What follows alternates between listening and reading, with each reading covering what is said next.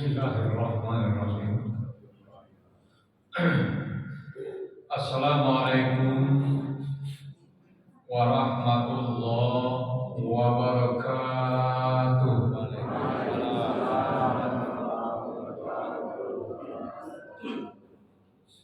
Alhamdulillahilladzi hadana lil iman wal islam wa hassana bi syari'atin sayyidina Muhammadin khairil anam wa asalahu assalama minan niqam wal waqat alal iman. Asyhadu an la ilaha illallah wahdahu la syarika lah wa asyhadu anna Muhammadan abduhu wa rasuluh. Allahumma shalli wa sallim ala sayyidina Muhammad wa ala alihi wa sahbihi wa man tabi'ahum bi ihsan ila yaumil qiyamah. Amma ba'du fa ya ayyuhal hadirun wal hadirat rahimakumullah. Yang saya hormati Bapak-bapak pengurus BKM Masjid Al-Barokah yang insya Allah sesuai dengan namanya kita semua semoga di setiap saat dan setiap waktu mendapatkan barokah dari Allah Subhanahu wa taala. Amin. Yang saya hormati Bapak-bapak dan Ibu-ibu, terutama jamaah subuh di pagi hari ini, dan insya Allah semoga kita konsisten mengabdi kepada Allah, menghambakan diri kepada Allah, yang pada akhirnya kita akan selalu juga dibarokahi dan dicintai oleh Allah Subhanahu wa taala. Salawat dan salam kita sampaikan kepada Nabi Muhammadin sallallahu alaihi wasallam yang telah memberikan ajaran yang jelas, tegas, lugas kepada kita hamba-hamba Allah ini. Bapak dan Ibu, saudara-saudara sekalian,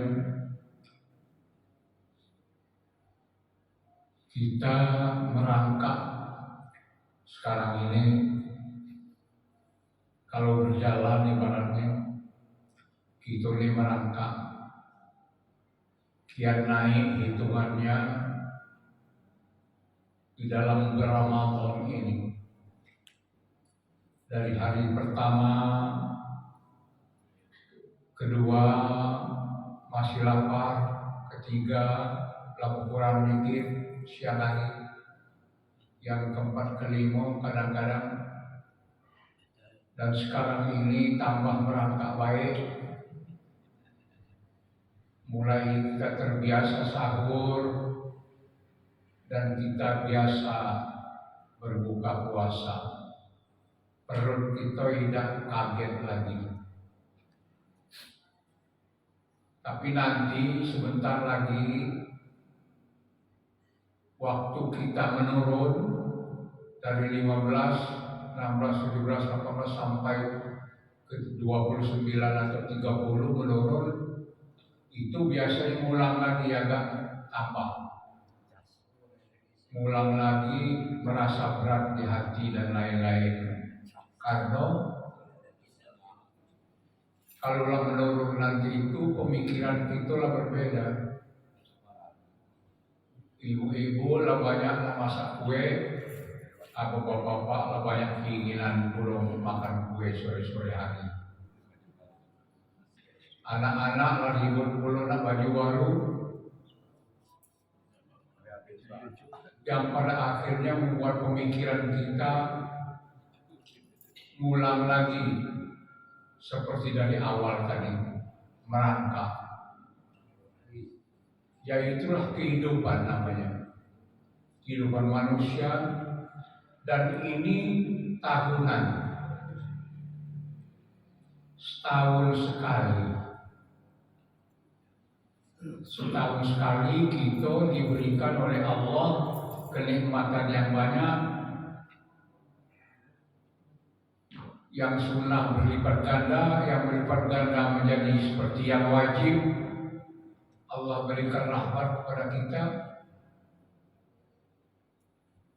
Kemudian segala sesuatu menjadi ibadah, yang ibadah itu sendiri akan menjadikan juga rahmat untuk diri kita.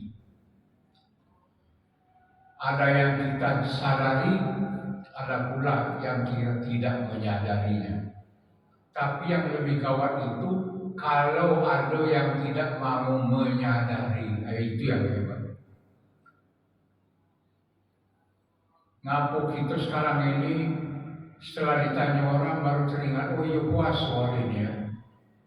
Karena dia baru ngopi jam 9 pagi. Jadi lupa jawabnya. Alangkah itu ya gitu. Puasa, oh iya ya dah. Puasa hari ini. Dan itu fitrahnya manusia, diberikan oleh Allah kebebasan untuk memilih.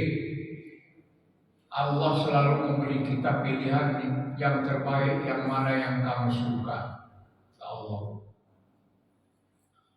Allah memberikan langkah-langkah jelas untuk mencari kehidupan melepas dosa. Tapi Allah juga memberikan batasan-batasan setiap segala sesuatu hidup dan kehidupan kita ini, supaya jangan kebablasan dalam hidup. Bapak dan Ibu, saudara-saudara sekalian, sebentar lagi kita akan mulai berbicara tentang Al-Quran, merangkak. Sekarang ini tidak berani lagi orang, tidak banyak lagi yang berani berbicara tentang 10 hari itu. So hadisnya itu dipersoalkan. Tapi hitungan hari itu sebentar. Nanti itu akan ada hari Al-Quran, hari Lailatul Qadar, dan memang ada nanti pada akhirnya penutupnya nanti itkum minan nar, itu memang ada, diberikan oleh Allah Subhanahu wa taala untuk manusia. Sekali lagi, alangkah nikmat manusia ini kalau galak nurut kata. Segala sesuatu itu untuk manusia galau. Lemak-lemaknya itu. Berdosa dikit, berpahala banyak, dihapus dosa. Pahalanya dihitung oleh Allah. Kecuali yang anil kabair, yang dosa besar, antara lain menyekutukan Allah, asyirku billah, wa huququl walidain. Apalagi di bulan Ramadan, kalau kita masih berorang tua, masih diberikan umur panjang beliau-beliau itu untuk kita, berarti Allah masih cinta kepada kita untuk memberikan pengabdian juga kepada ibu dan bapak. Jangan huququl walidain, menyakiti hati yang tersinggung, ataupun membuat pikiran bagi mereka, apa kabar anak gue, sebulan puasa tidak niat ngayuk kabar. Ini memang untuk manusia kan. Bapak dan Ibu saudara sekalian, pagi hari ini saya berkeinginan berbicara dengan kita semua masalah yang santai-santai saja. Bapak dan Ibu saudara sekalian, sudah saya mulai tadi itu, kalau kita nak lemah dalam hidup ini, turuti perintah Allah, jauhi larangannya. Niscaya hidup kita akan senang, dunia dan akhirat.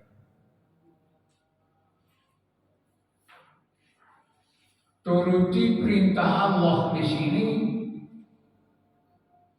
terutama yang pokok, yang mahdoh, yang ada urutan-urutan ibadahnya, terutama dalam sholat. Karena selalu dikatakan oleh bapak-bapak penceramah kita, al-awwalu ma yuhasabu, pertama sekali nanti dihisab di hari kiamat apa? As-sholat, sholat. Kalau sholatnya baik, konsistensinya tinggi, memang itu yang kita rindukan, yang lain akan ikut baik semua. Tapi baik menurut Allah belum tentu baik menurut kita. Kita ini kadang-kadang baiknya sepotong. Bapak dan Ibu saudara sekalian, sholat, tapi hikmah di balik itu tidak kita ambil. Hikmah sholat yang paling pokok tidak kita ambil. Apa? Untuk merubah sikap diri kita terhadap Allah Subhanahu wa Ta'ala dan segala sesuatu syariat yang diperintahkan oleh Allah dan Rasul-Nya kepada kita. Tidak kita ambil. Maka oleh karena itu, kata agama apa? Orang yang seperti ini, sholatnya tidak membawa perubahan apa-apa dalam hidup dan kehidupannya. Sholat ya sholat, kewajiban sholat dijalani, tapi tidak berbekas di dalam kehidupan.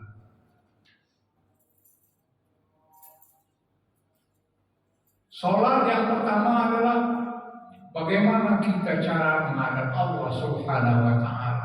Mulai dari awal niatnya.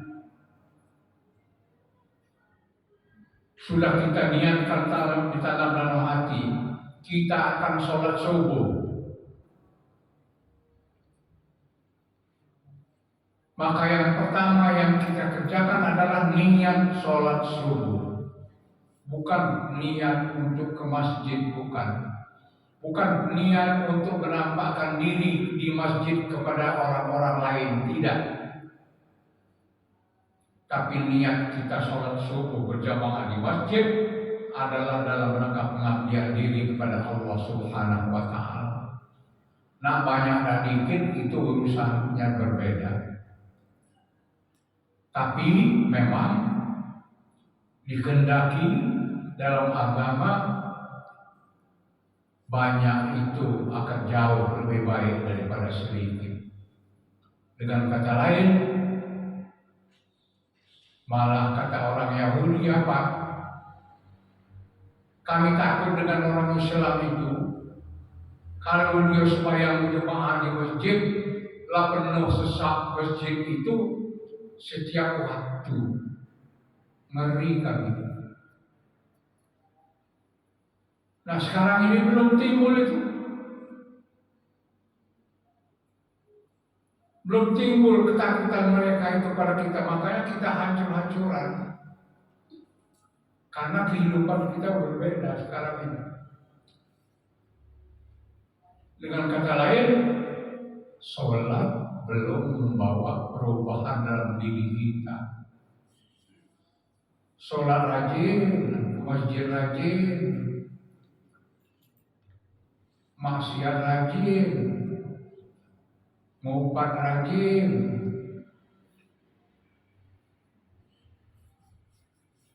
tidak membawa perubahan dalam hidup diri kita. Kalau ini yang terjadi, apapun ibadah kita, pahalanya nol. Pahala ibadah kita nol. Kewajiban lepas memang. Ada orang bertanya, sah nggak Kak sholatnya? Kalau dia sedang sholat, sedang puasa, pokoknya kelihatannya baik puasanya, sah. Tapi kalau diiringi dengan yang lain-lain tadi yang tidak sesuai dengan aturan-aturan agama yang dijalankan, yang dikehendaki oleh Allah Subhanahu wa Ta'ala, dia hanya titik sebatas sah itulah. Tidak lebih dan tidak kurang. Padahal Allah Subhanahu wa Ta'ala dalam Al-Quran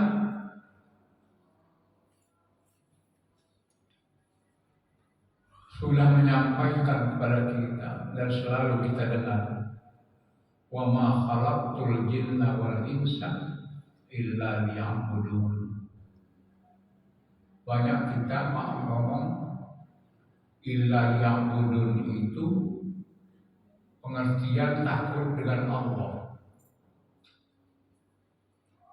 Bukan itu saja. Mengabdi pada Allah itu menuruti semua perintah-perintah Allah, semuanya. Termasuk bagaimana kalau kita puasa menjadi manusia yang baik.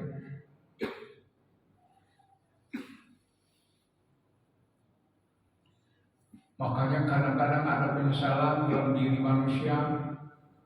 Bukan kadang-kadang, selalu, karena ini sudah dikatakan oleh Allah. Apa yang disampaikan oleh Pak Ramli kemarin itu saya setuju betul tuh. Ayatnya juga banyak. Ya Allah, dalam tanda petik, kalau tahu macam ini, tolong ya Allah balikkan aku lagi ke dunia. Aku menyesal ya Allah. Aku akan menjadi orang baik. Aku akan bersedekah. Aku akan menjadi manusia masyarakat. Di dalam masyarakat ini adalah yang terpuji ya Allah. Tapi kan di ujungnya dikunci oleh Allah. Lah sampai ke yaumil akhir ngomong kita itu. Lah habis waktu kamu untuk ke dunia itu. Karena apa? Karena kita dikatakan oleh Allah, ya ayyuhallazina amanu, hai orang-orang yang beriman, janganlah kenapa? Dua hal yang paling pokok. Janganlah kita merusak hidup kita oleh karena masalah anak dan masalah harta. Hancur kita. La tulhikum amwal wala aulad. Dari apa? An zikrillah. Rusak kita oleh karena sikap anak kita yang kita tidak ajari dengan baik. Dan karena kita ini ribut dengan harta duniawi.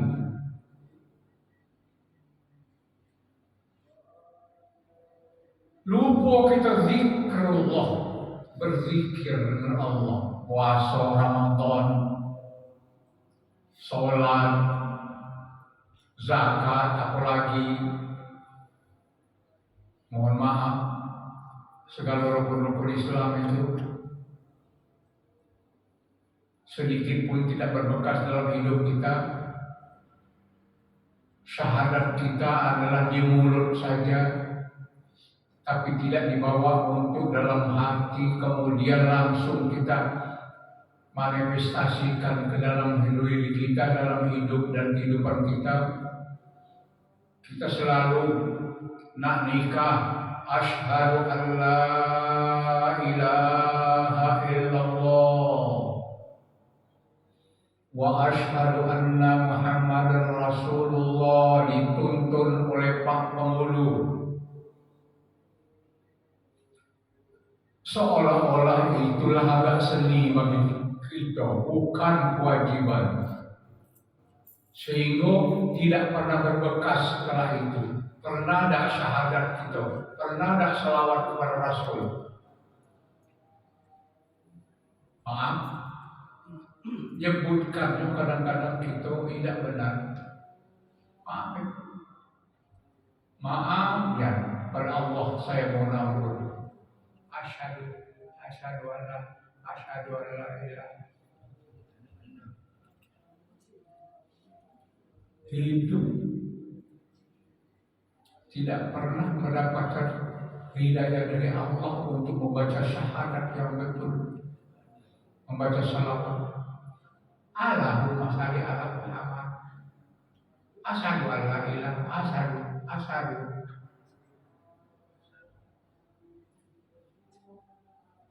Tidak pernah berbekas kepada diri kita. Syahadat, salawat saja.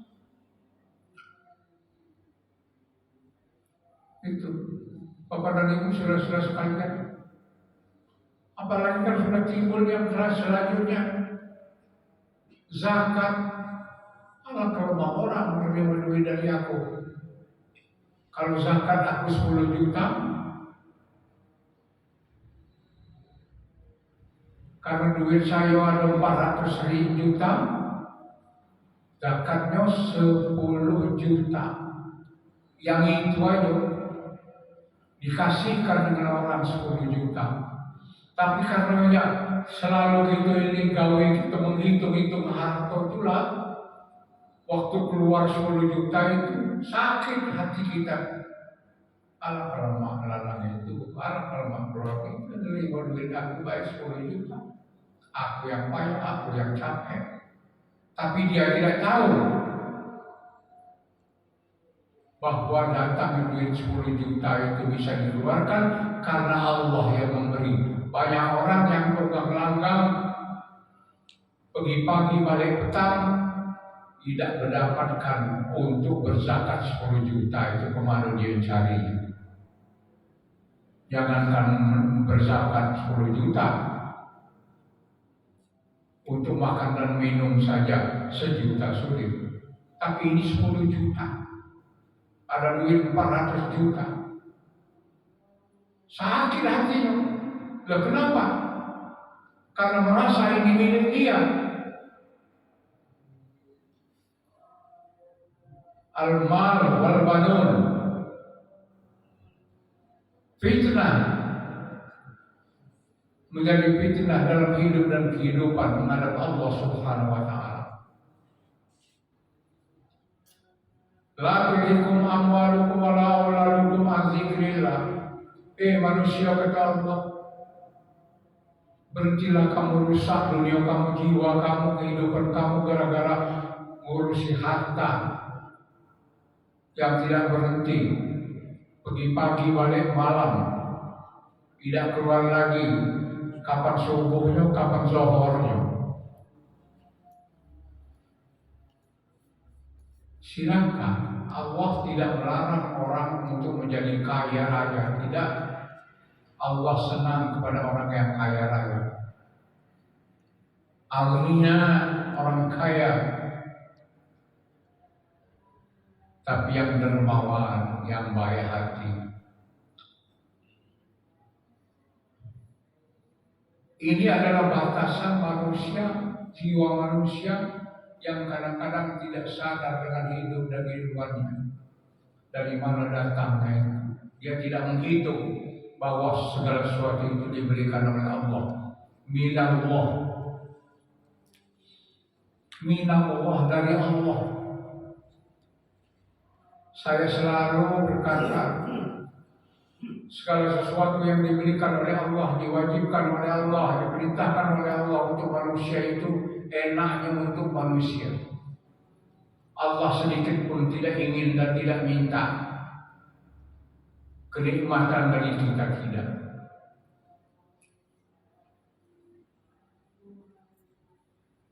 Makanya saya lupa ada adik-adik yang kadang-kadang dia agak salah berdoa dikit.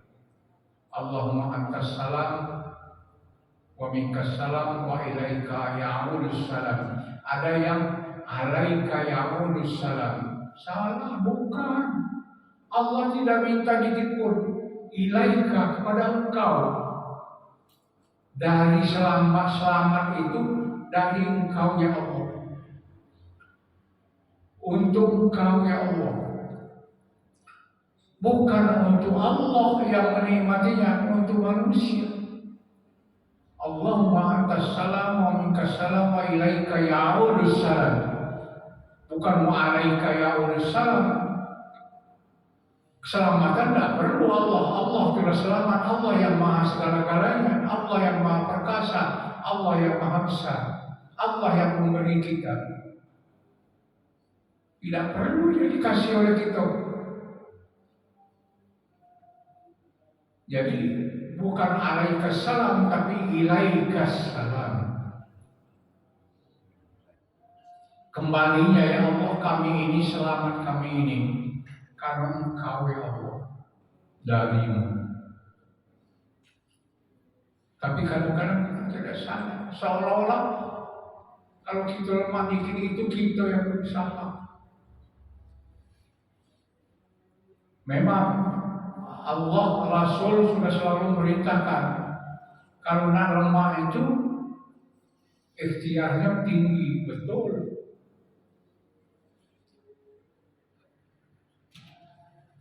Karena ikhtiar itu manusia akan mendapatkan sesuatu. Jadi kesimpulannya apa?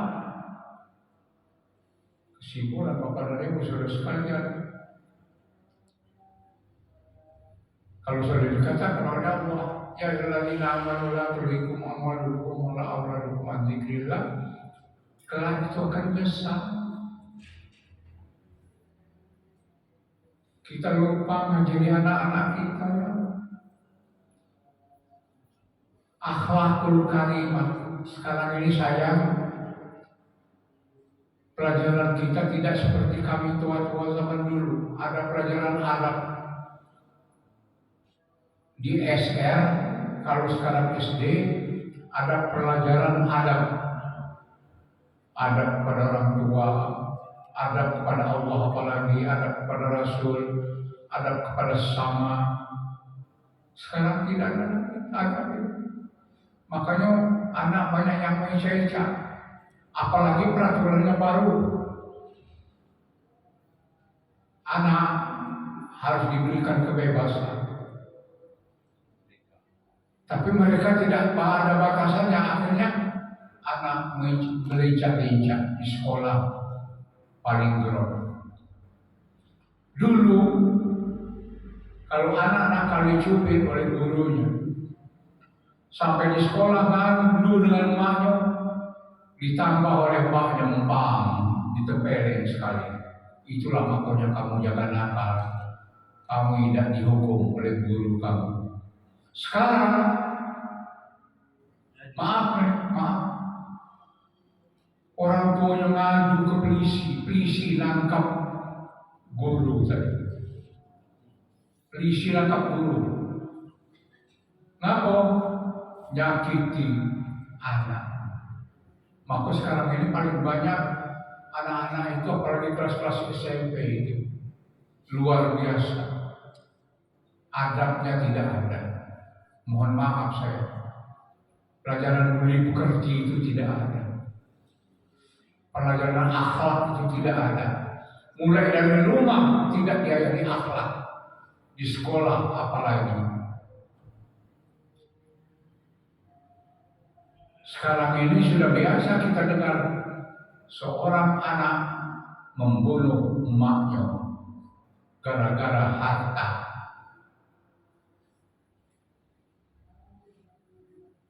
Akhlak itu, budi pekerti itu, akhlakul karimah itu hanya tinggal nama sekarang ini. Yang mana orang yang berakhlakul karimah itu sebenarnya?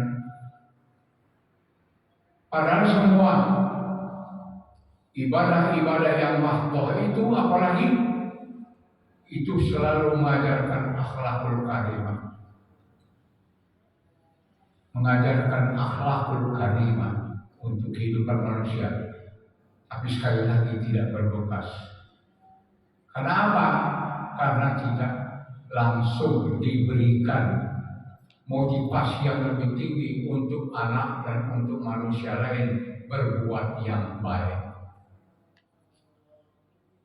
Sekarang ini kalau ada anak yang bergaya, saya dulu pernah saya sampaikan di masjid ini, mohon maaf ini pada bapak-bapak dan ibu-ibu, jangan tersinggung.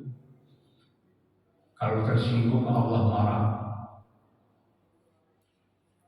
Ibu-ibu, bapak-bapak, kalau nengok anaknya gadis umur 5 tahun, 6 tahun, 7 tahun, disuruh ibu gurunya nari, ada acara dengan rok yang sangat singkat,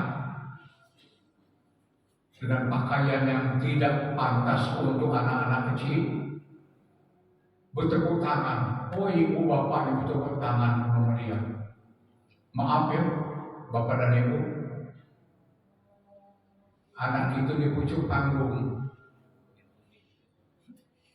Maaf, sekali lagi, pakaian minim, bagaimana coba? Walaupun dia umur 5 tahun, tapi tetap saja dia itu adalah namanya manusia. Tidak pantas melenggot di atas panggung, manusia yang lain di bawah, entah bupati, entah sampai ke gubernur, entah sampai ke siapa. Waduh, tambah melincah-lincah anak itu tambah.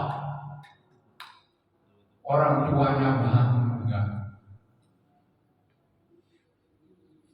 Tapi seperti sahabatnya baru-baru saat ini yang pernah saya sampaikan juga di sini, ada anak juara MTQ internasional, anak C. Tidak ada yang jemput di bandara. Juara internasional MTQ, tidak ada yang jemput.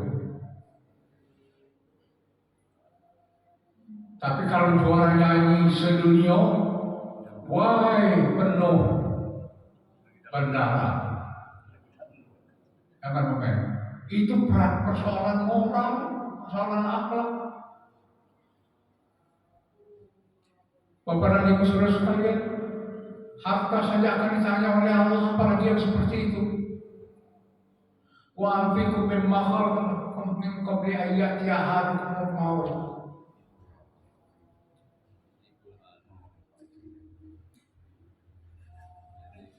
Allah mau memberikan peringatan kepada kita. Berhentilah, kamu baguslah. Dunia kamu ambil baik-baik, tapi jangan lupa pemberian aku itu ada harganya. Oleh karena itu, wa anfiqu mimma razaqnakum min qabli an ya'tiya ahadakumul maut. Sebelum kamu mati, hitung dulu pemberian aku itu. Terasalah oleh kamu aku yang hidup, kata Allah. Sebab aku akan minta pertanggungjawaban dengan kamu nanti. Min qabli an ya'tiya ahadukumul maut, sebelum mati ini hitung dulu kita adalah berapa kali berbuat baik, berapa kali bersedekah, berapa kali kita berinfak, berapa kali kita menolong orang. Berapa kali kita berbakti betul-betul kepada Allah Subhanahu wa Ta'ala? Kamu akan menyesal nanti. Apa yang kamu sesalkan begitu kamu mati? Fayaqulu, kamu akan berkata nanti di hadapanku, kata Allah, Rabbi, ya Allah ya Tuhan, laula akhartani ila ajalin qarib, andai kata ya Allah, jangan cepat-cepat aku engkau matikan ya Allah. Dan kemudian minta lagi balik ke dunia. Aku akan kerjakan kalau perintahmu ya Allah. Fa'asaddaqa, aku akan bersedekah, aku akan menjadi orang baik. Aku tahu sekarang ini ya Allah bahwa aku salah. Kapan? Waktu di hadapan Allah. Nanti waktu kita minta pertanggungjawaban di mahsyar. Rabbi laula akhartani ila ajalin fa'asaddaqa wa akun minas shalihin. Aku akan menjadi orang saleh. Kalau engkau kembalikan ya Allah, tolong kembalikan sebentar aja. Aku akan menjadi orang saleh.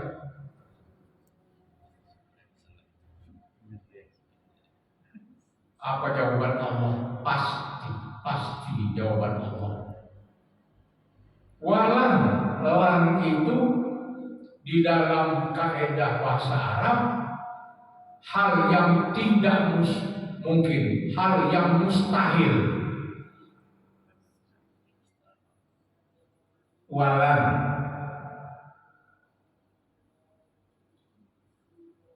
Rabbi laula akhartani ila ajalin qarib fa asaddaqa min aku minas shalihin. Walan yuakhirallah, tidak mungkin, mustahil aku akan memberikan waktu pada kamu untuk kembali ke dunia bertobat. Kalau kamu sampai ajal, ngabok. Sebab sebelum ini peringatan demi peringatan telah aku berikan kepadamu. Ingat tak kau waktu kau sarok? Kau ngemis dengan aku, minta ya Allah, tolong ya Allah, berikan rezeki kepada kami dalam hidup dan kehidupan ini ya Allah. Alam besar yang kau ini ya Allah. Alangkah lemah orang ya Allah, tolong ya Allah. Kebetulan Allah berikan pada dia, karena dia minta betul-betul sambil menangis, sambil merintih, sambil sholat, sambil sujud, diberikan oleh Allah. Tapi apa yang terjadi?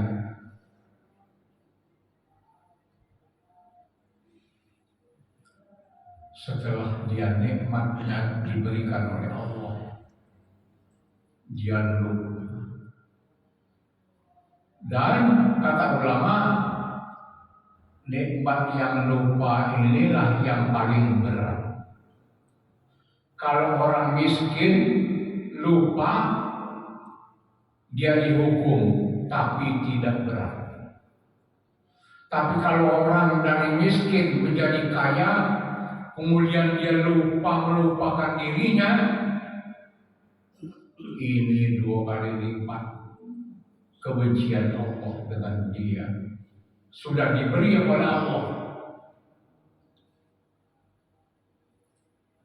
tapi memang ada juga walaupun jarang manusia ini dia minta kepada Allah, diberikan oleh Allah kenikmatan, dia bertambah baik, dia bertambah beribadatnya tambah baik kepada Allah. Nah, orang seperti ini kadang-kadang membuat Allah merubah keputusannya. Dulu pernah juga kita ceritakan bagaimana sepasang suami istri yang masih muda, yang hidupnya masakin, minta kepada Allah, ya Allah, kalau kami engkau beri kami akan berbakti, tambah berbakti kepadamu ya Allah. Kami sekarang tetap akan berbakti kepadamu, engkau beri atau tidak. Tapi kalau engkau beri Allah, kami insya Allah akan tambah berbakti kepadamu. Apa kata Allah? Perintahkan kepada malaikat rahmat, beri mereka rahmat, beri mereka kekayaan. Kita ingin tengok apa betul apa yang terjadi. Tapi kata Allah, aku akan coba dia hanya setahun saja. Sudah setahun aku akan tarik lagi harta itu. Apa yang terjadi diberikan oleh Allah. Begitu diberikan oleh Allah, Masya Allah luar biasa. Kenikmatan yang diberikan oleh Allah tadi tidak disia-siakannya karena dia ingin menggunakan waktunya. Karena dia tahu bahwa Allah memberi itu, kadang-kadang diberinya lagi, kadang-kadang dia ditariknya lagi. Lantas suami istri tersebut hampir tiap hari dia memberi makan Pak fuqara wal masakin, memberi kenikmatan kepada orang lain di dalam soal harta. Dan anehnya, tambah diberikan harta itu tambah banyak pada mereka. Last tahun diuji Allah bukan malah berhenti, tapi tambah baik, tambah baik, tambah baik. Apa kata Allah? Malaikat rahmat, aku akan ketahui olehmu. Aku tahu engkau bertanya kepada aku, ngapa setahun ini belum dicabut harta-hartanya. Ketahuilah olehmu, aku malu. Istilah malu bagi Allah ini tidak sama dengan malunya kita. Aku malu dengan manusia seperti ini. Aku beri dia sedikit, dia malah belanjakan yang jauh lebih banyak dari pemberianku. Oleh karena itu, aku akan tambah lagi umurnya 70 tahun lagi. Kenikmatannya. Bapak dan Ibu saudara sekalian, memang wa ma umiru illa liya'budun wa ma khalaqtul jinna wal insa illa liya'budun. Memang kata Allah apa? Aku akan memberi manusia, menciptakan manusia itu, termasuk jin di dalamnya itu. Tugas mereka yang paling pokok itu adalah Allah mengabdi kepada aku. Bapak dan Ibu, ada beberapa tingkatan. Yang terakhir yang ingin saya sampaikan ini, cara kita untuk berbuat, mengingat bahwa Allah itu membatasi kehidupan kita dengan batasan-batasan waktu. Batasan-batasan waktu pengabdian kita. Ada yang harian diberikan oleh Allah. Itulah salat 5 waktu. Salat 5 waktu antar satu dengan yang lainnya itu selalu berhubungan. Subuh dengan zuhur diberikan oleh Allah kesempatan sebaik-baiknya untuk manusia itu berbakti kepada Allah melalui kerja, termasuk juga untuk kehidupan pribadinya. Kemudian diberinya oleh Allah waktu sedikit untuk istirahat. Memang luar biasa Allah. Kalau kita pikirkan, apalah tatazakkarun, apakah kamu tidak berpikir?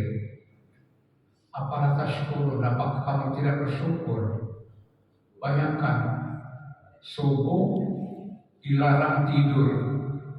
Rupanya malaikat rezeki berkeliaran waktu sudah subuh ini untuk memberikan kenikmatan kepada manusia.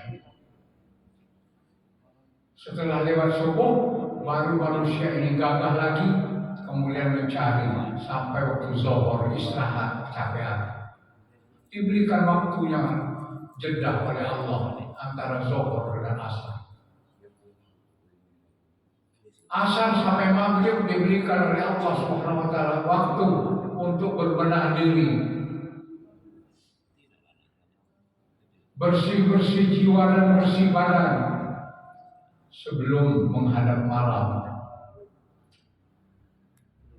Maghrib sampai Isya betul-betul nikmat diberikan oleh Allah Subhanahu wa taala untuk istirahat total, melonjor-lonjorkan kaki, capean satu hari.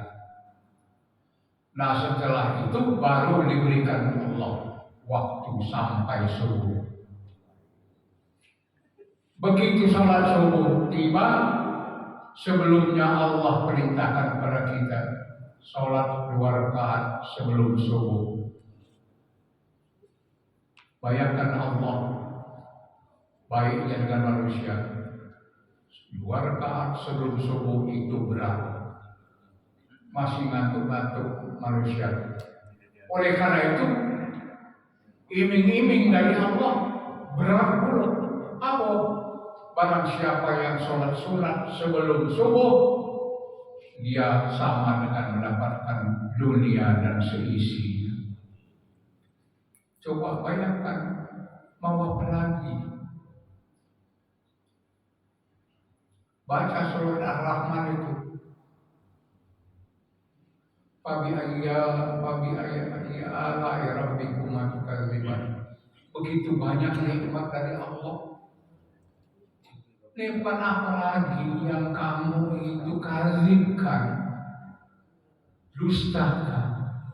Pemberian Allah itu apa yang tidak untuk kamu?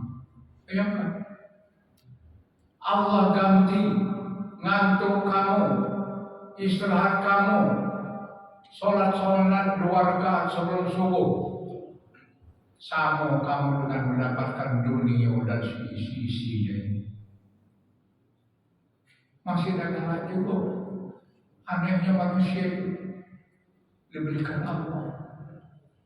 Nah, kemudian ada yang mingguan,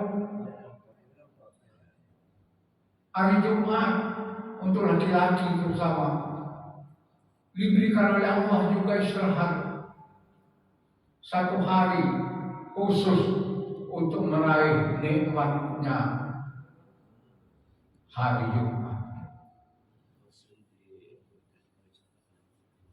Ada lagi diberikan oleh Allah, biar agak lama dikit, setahun sekali tapi puasa Ramadan. Alangkah banyak hadis itu yang keluar dalam soal hadis ini. Man shoma Ramadan, man qama Ramadan. Imanan wa ihtisaban ghufira lahu ma taqaddama min dzambih. Aku ampuni segala dosa yang kecil-kecil itu yang lalu-lalu itu, hapus segala. Tapi puasa yang mana? Puasa yang betul-betul dikerjakan dengan puasa menuruti perintah Allah dan syariatnya. Kalau puasa-puasaan ya, segala sesuatu itu yang sesuai dengan perintah Allah. Kewajiban-kewajiban yang diberikan seperti puasa sekarang ini. Betulkah puasa tahun ini bagi kita menghapus dosa? Belum tentu.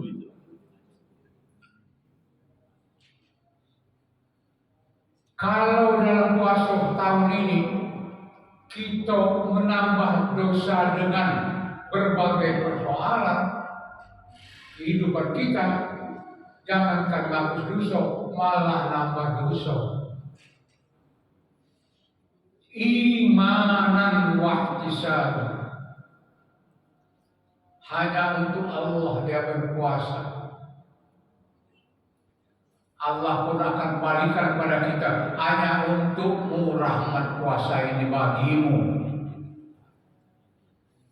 Imanan hanya untuk Allah. Kita berpuasa, tapi Allah akan jawab, hanya untukmu. Kenikmatan dan rahmat Allah akan kembali.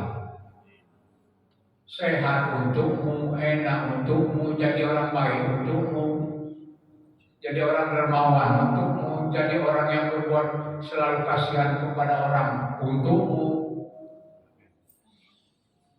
melatih diri kita untukmu, kesehatan zahiran wa batinan untukmu, baru dia akan ghufiralahu ma taqaddama min dzambi. Jadi tidak bisa kita hanya sekedar mengeluarkan hadis itu langsung kita terima begitu saja tanpa tafsirannya. Oh ya enak kita puasa tahun ini, tidak apa-apa lapar haus, tapi siang masih mempat, siang masih benci dengan orang.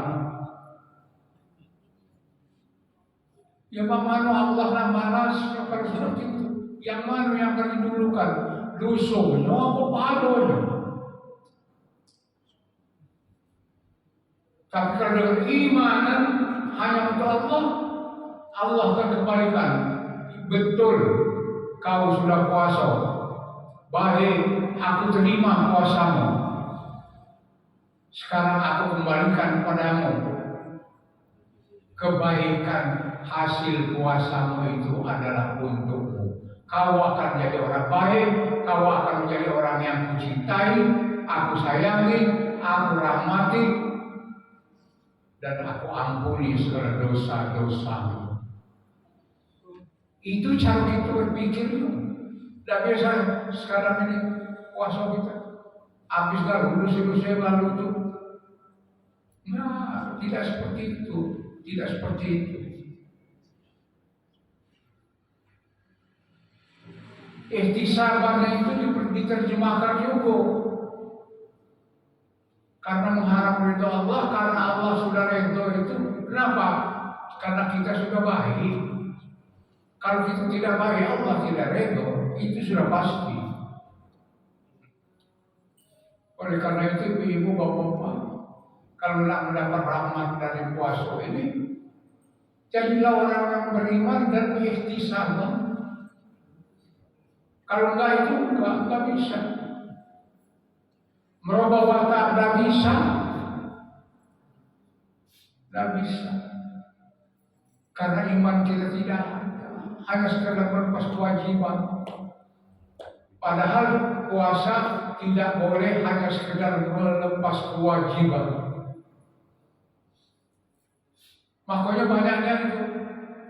Man qama Ramadhana imanan wa ihtisaban, sholat tarawih capek-capek siang harinya. Tapi karena kita iman kepada Allah, kita merasa bersyukur kepada Allah diberikan nikmat, sehat dan segala macam, dan juga mengharapkan ridha Allah, Allah akan kembalikan itu kepada kita. Kenapa? Karena kita sudah iman dan sudah mengharapkan ridha Allah. Yang jahat sudah kita buang semua dalam diri kita. Kita sudah menjadi manusia yang baik, kecintaan Allah. Inilah beberapa hal Bapak dan Ibu Saudara sekalian. Ya. Insya Allah kalau kita selalu mengair dan menggali hidayah Allah ini di setiap saat, insya Allah ya, apa yang diharapkan oleh Ramadan betul-betul akan berbekas ke dalam diri kita sendiri. Bapak dan Ibu Saudara sekalian, semoga Allah selalu memberikan rahmat kepada kita dan petunjuk huda kepada kita. Huda Allah. Semoga Allah memberkati kita selalu dalam hidup ini. Bapak dan Ibu Saudara sekalian, mohon maaf mungkin ada yang salah keliru saya sampaikan, menyinggung perasaan dan lain-lain. Saya mohon maaf. Pada Allah lah jualah kita kembalikan segala sesuatu. Mudah-mudahan ada manfaatnya sedikit, walaupun sedikit, dan mudah-mudahan kita akan menjadi manusia yang dicintai oleh Allah Subhanahu wa Ta'ala dimanapun kita berada. Amin ya rabbal alamin. Wabillahi taufiq wal hidayah. Assalamualaikum warahmatullahi wabarakatuh.